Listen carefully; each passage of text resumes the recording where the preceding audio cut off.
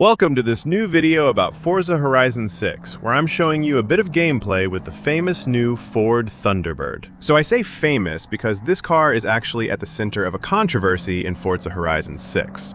Since this car, which is a paid DLC and part of the Forza Horizon 6 car pass, used to be a free car.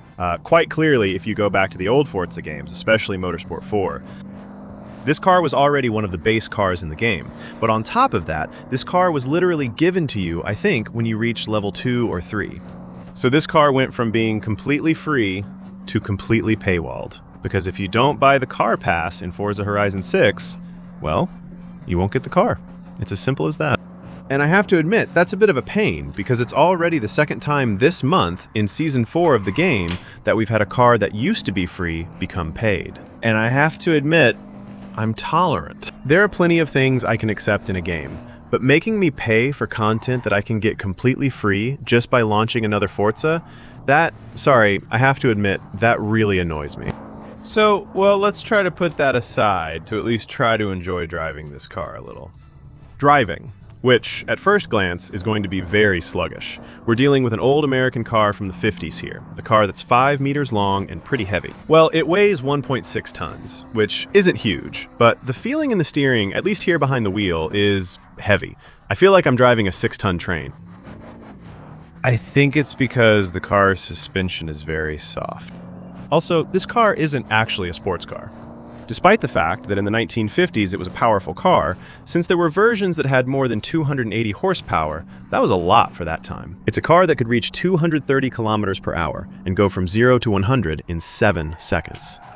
Despite the fact that this car was, quite a big car, Ford didn't design it as a sports car. So you also have to put it in context. We're in the 1950s. Sports cars weren't really a common thing among mainstream manufacturers. But on top of that, at the time, Ford focused more on comfort features than on sportiness. So basically, you have to see this car as kind of like a Cadillac, but from Ford, in the coupe style of that era. So obviously it feels pretty strange. But personally, I think the car is very beautiful. It's true that as much as it annoys me to have to pay to get access to this car, I still think it's a very beautiful car. So wait, let's go back a little bit. By the way, I saw some comments on my previous video asking why the camera sometimes acts weird. It's because I had stick drift on my controller. I need to change it. So sometimes, even if I'm not touching the camera joystick, the game thinks I'm moving the camera, even though I'm not, at all. Anyway, I think it's a beautiful car with amazing design. I also love cars with white wall tires. I think that's super stylish. By the way, since we're talking about details, maybe it's the same for you. Let me know in the comments of this video if that's the case for you too. But personally, this morning when I logged into Forza Horizon 6, I was lucky enough to notice that my save had been reset. I got the infamous save bug we talked about in a video a few weeks ago. So, if you notice while watching this video on my screen that, indeed, I have. Some routes that are completely undiscovered, mascots not collected, races not unlocked. Or a low level. A level, let's say, I think I'm at level 10, whereas before I was already Prestige 2. Well, that's actually why. I'm basically starting Forza Horizon 6 over again, because, well, I don't feel like waiting for Forza support to reset, or rather, properly restore my save. So, there you go. As for the driving, it's pretty much what you'd expect, meaning it's very soft, there's a lot of body roll, but the acceleration is actually pretty good. The sound is pretty nice too. We've got a nice little V8 sound. The braking is still pretty decent. It's not too bad in that regard. Really, the main problem is that you really feel like the car weighs 3 tons and is 15 meters long. But, you know, in a straight line, it really goes pretty well, actually. 3-speed gearbox, I suppose. Yeah, 3-speed gearbox. So it's a bit long-geared. When it comes to driving, it's pretty cool. Visually, it's pretty nice. The sound is pretty cool. It's just that something needs to be done about the corners, because it's horrible. Will we get any upgrades? And more importantly, will I have enough money for them? Because I lost all my money. What a pleasure. Let's check out the main upgrades. There are swaps, but we'll look at those later without any spoilers. We can add a turbo or supercharger. We might put a supercharger on it because back in the day, there were actually some modified versions of the Thunderbird with Paxton superchargers that made over 300 horsepower. Back then, it may sound silly, but the Paxton version was still among the world's fastest cars, even if not the absolute fastest. So yeah, of course, if you take a Ferrari, it was performed much better. But it was also much more expensive, whereas a simple Thunderbird like this, with 300 horsepower, already packed quite a punch. So here, we're already changing categories. We're moving up to category C. What about the power? We're at, 600 horsepower. Okay, that's pretty good. Then after that, the rest should really boost our performance index since we're really going to fix its main flaws, which were the weight and the other one. So the only thing that's going to be a bit of a shame though, and I hope Forza will update this one day, is that we won't be able to keep the white wall tire look. If we want to improve the quality of the tires, we'll have to switch to slicks. And of course, the slicks will make the white wall tires disappear. And I think that's a bit of a shame, because it's really part of the car's character. Afterwards, we can put white wall tires back on that give us a bit more grip than the standard tires.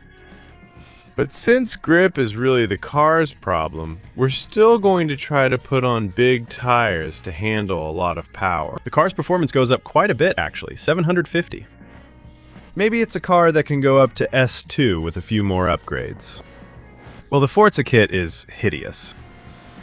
Anyway, the front is kind of horrible. Yeah, it's pretty standard. In terms of customization, it could be worse, because we have at least a few things we can install.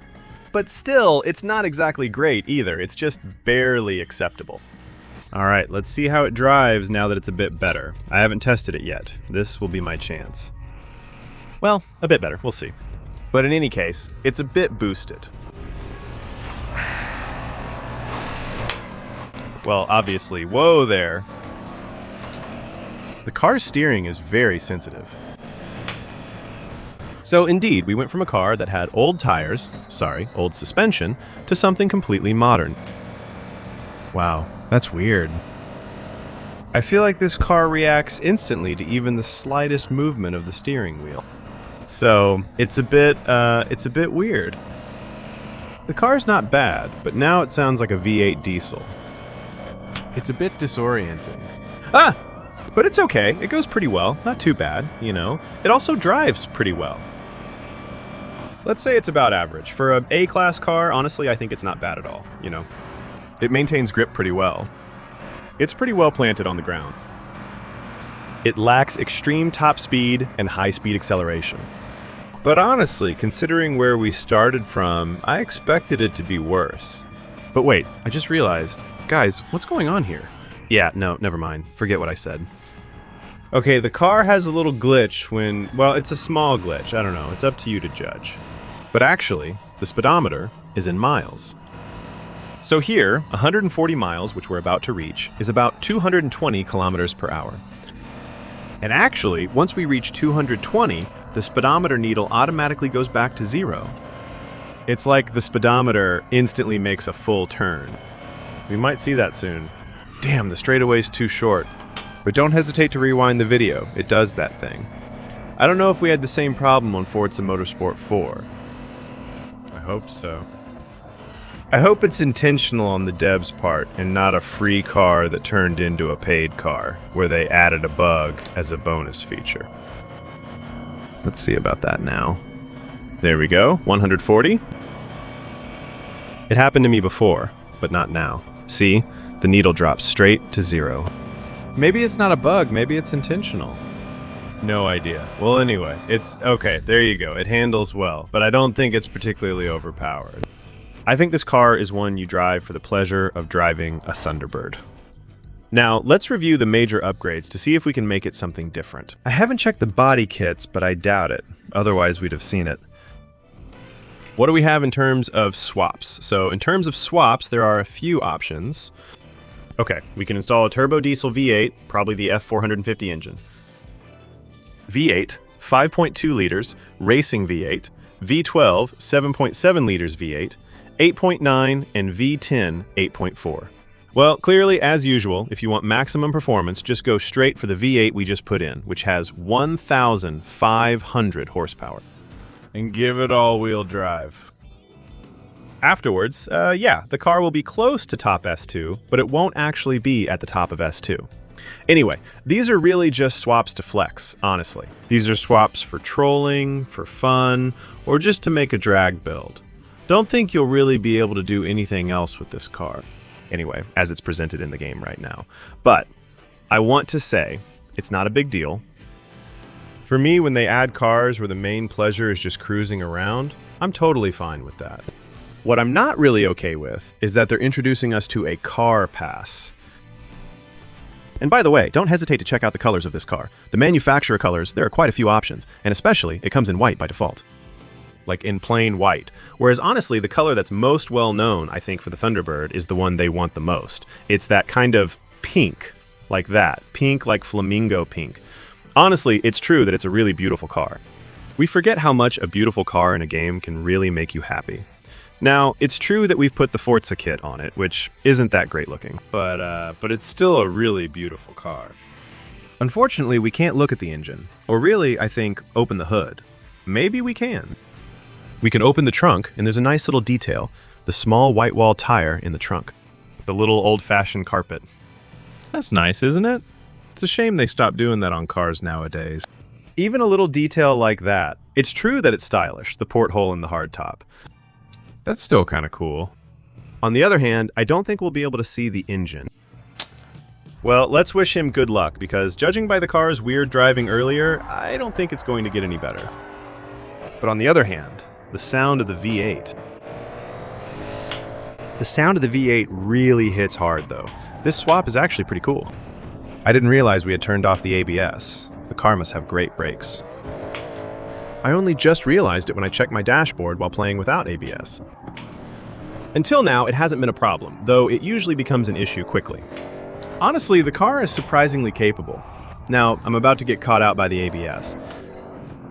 But I think the car is surprisingly capable for its age.